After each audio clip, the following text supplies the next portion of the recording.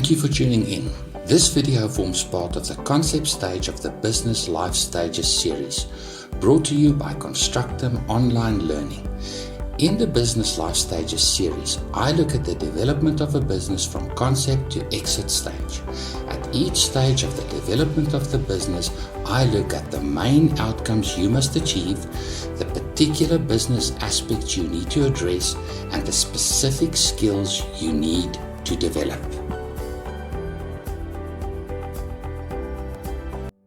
In this video, I will address one of the skills you need to develop at the very start of the journey, namely to prove the concept that you have a product or service that is financially viable and a feasible business model.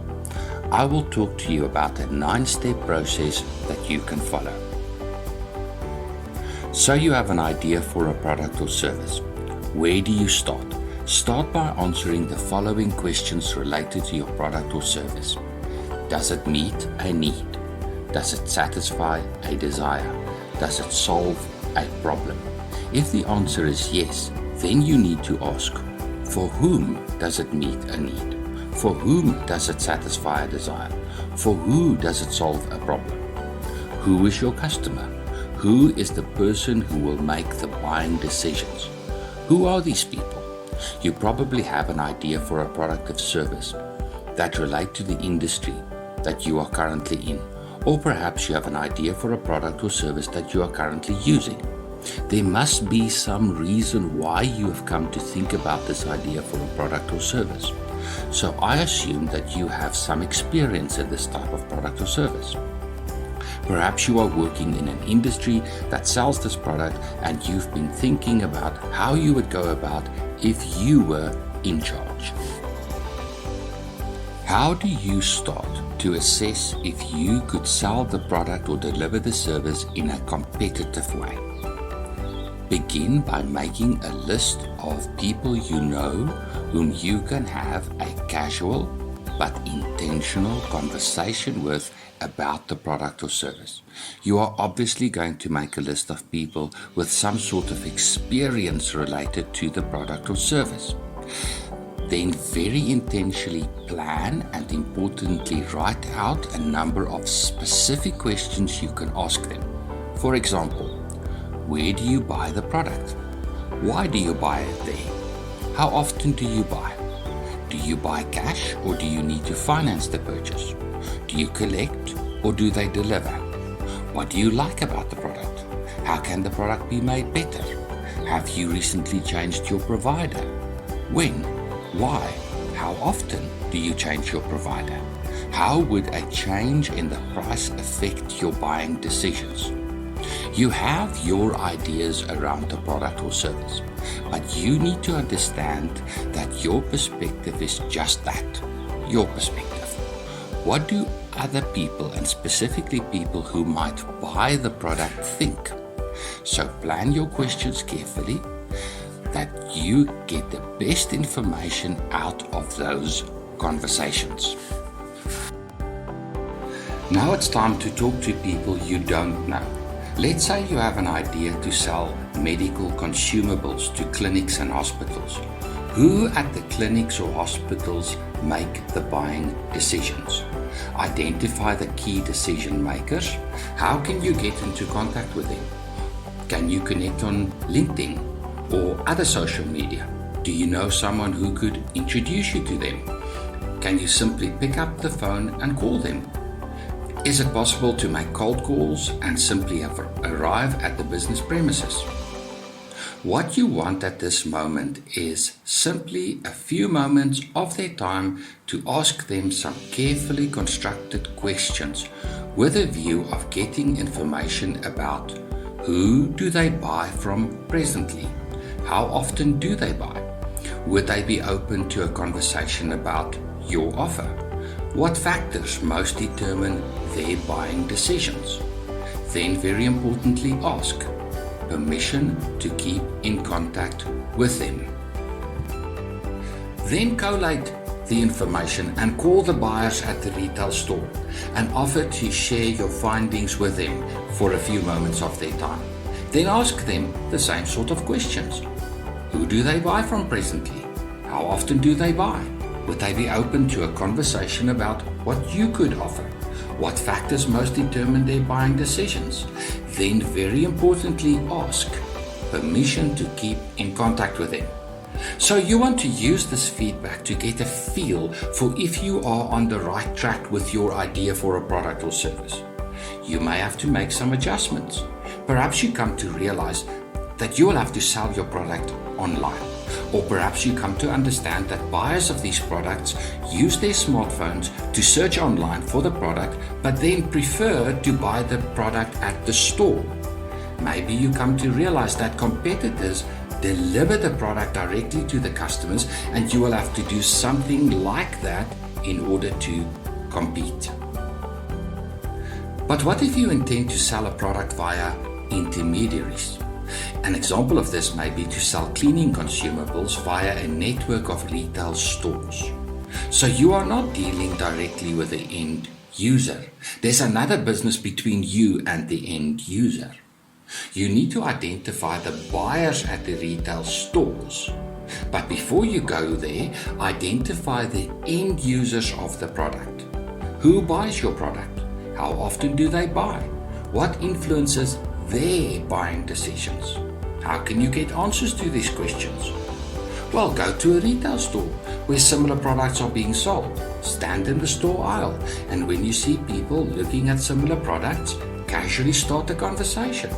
If I was going to sell window cleaner, I'd go to the nearest store, stand in the aisle where window cleaners are being sold, and I'll strike up a conversation with the first auntie that comes by.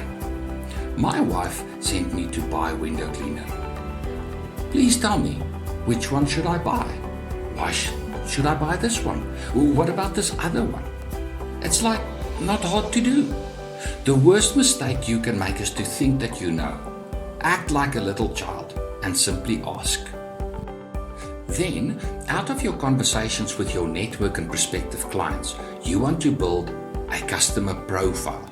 You want to get a picture of your ideal customer.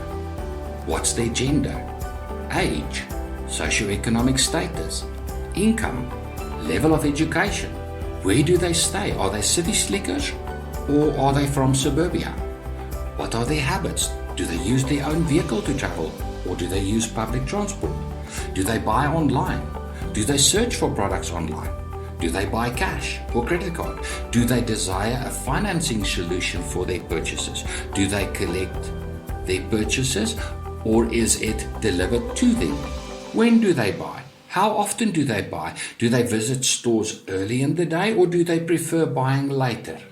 Figure out as much as you can of the customer and don't assume that you know what determines their buying decisions. For instance, I buy my prescribed medication from a pharmacy that is about 12% more expensive than their main competitor.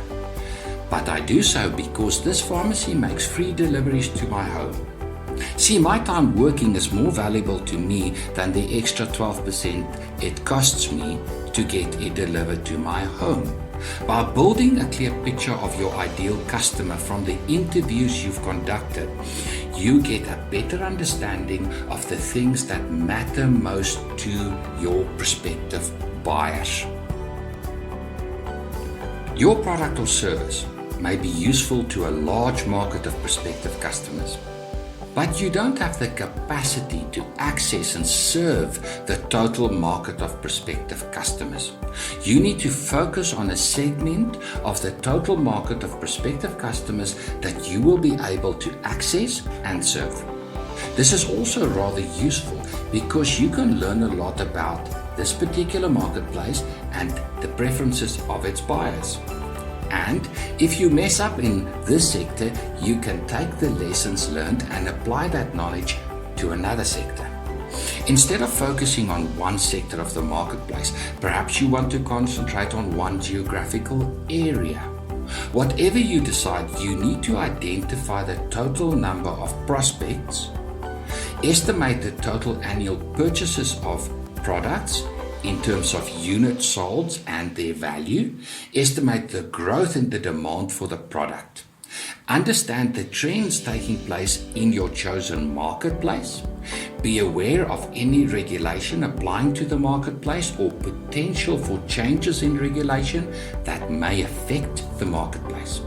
Then you need to identify your competitors and understand who are the main players, how much of the market do they dominate, what gives them the edge, are there new entrants to the market, what are the barriers to entry, is there scope for growth in the marketplace, what influences will technological change have on the current incumbents, what influences may legislation have on the current incumbents, how much of the current marketplace can you aim at conquering, what percentage of the total sales are you targeting, what value does this target represent.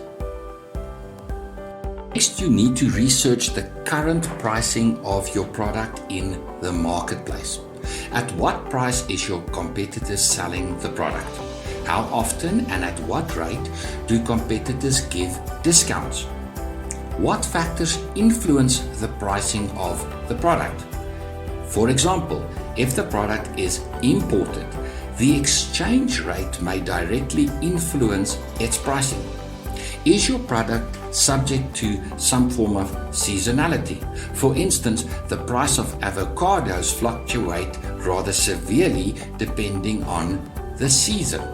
What volumes of sales are made in this marketplace? Convert that into a monetary value. You need to figure out at what price you estimate you will be able to sell your product.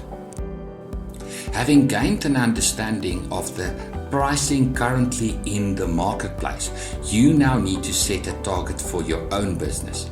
How much of the total sales are you aiming at? Convert that into monetary values and number of units. Over what time frame do you aim to accomplish this? What growth rate in percentage do you realistically expect to see in the marketplace? Set a very clear target in terms of pricing and number of units sold.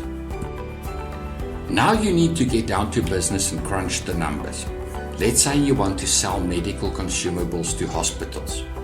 You hope to secure 5% of the total sales in the marketplace in the first year of operation, and then 6 and 7% of the total sales in the following years. Convert that to monetary values. This number then represents your total estimated revenue from sales. At this point, it might become a bit hard to follow. So let's use the format of a profit and loss statement to keep track of where we are at. This is the basic format of a profit and loss statement. Start with revenue. This is the money you get from sales. What we just spoke about a few moments ago. The total number of sales you estimate you're going to make in each period. Revenue minus cost of sales. Costs of sales refer to costs you incur that directly relate to the selling of the product. For instance, the buying of stock. You buy stock to sell. These costs are only incurred and relate directly to sales. Revenue minus cost of sales equals gross profit. This is the profit you make before taking operational costs into account. The percentage of gross profit is also called the profit margin or gross profit margin. Revenue minus cost of sales gives us gross profit minus operational costs. These are the expenses you incur regardless of making or not making sales. For instance, rent to the landlord, salaries for your staff, insurances. Minus finance costs and depreciation. We ignore these for now, but later they become important. Equals net profit before tax minus tax equals net profit after tax. Your main objective at this point is to estimate the profit. If your calculation does not result in a profit, then you may not have a financially viable product or business model. If your calculation results in a profit, then you need to first consider the scope of the trade cycle before you start celebrating. What does your trade cycle look like? This is very important because you need to understand with absolute clarity how you will manage the cash flow of the business. Revenues are important, profits are necessary, but cash is king. Even profitable businesses fail if cash flow is poorly understood and managed. The trade cycle refers to the process of the movement of money and stock amongst your business, your suppliers, and your customers. And very importantly, the total duration of the process and the duration of each step. So you want to buy some stock from your suppliers. What processes do you need to follow to place an order? Do you have to pay your suppliers up front or do they give you payment terms? As a new business, you are unlikely to secure payment terms and will probably have to pay up front. How long does it take for the supplier to deliver the stock to you? How long will you sit on the stock in your warehouse before selling the stock to your clients? It's very hard to break into a new market, especially with corporate buyers, if you have no stock on hand. If they're interested in buying, but you don't have stock, you run the risk of losing the deal if you tell the customer that you need to wait for stock. So how much stock will you carry? If and when you do make a sale, how long does it take the customer to pay you? Corporate buyers often insist on payment terms of between 30 and 60 days after delivery of the product. What percentage of customers will pay late or not pay at all? Over how many days does your trade cycle then run? And of the total sales, how much will be converted into actual revenue? Now you are in a position to produce your 3-year financial plan and forecast consisting of a sales forecast, a cash flow forecast, and a profit and loss forecast. From these, you will be able to understand the potential profits you can make, how you're going to manage cash flow in your business, and how much initial capital you are going to need to start your business. Now, before you go, you might want to look out for my video on bookkeeping basics to get a proper understanding of accounting principles. You are going to need this to produce your financial plan and forecast. Thank you for tuning in. I trust you found value from this video. I welcome your feedback. Please consider subscribing to the Constructum Online platform for more useful content. Click the notifications bell to be informed of any new videos that I load. Thank you and good luck on your journey.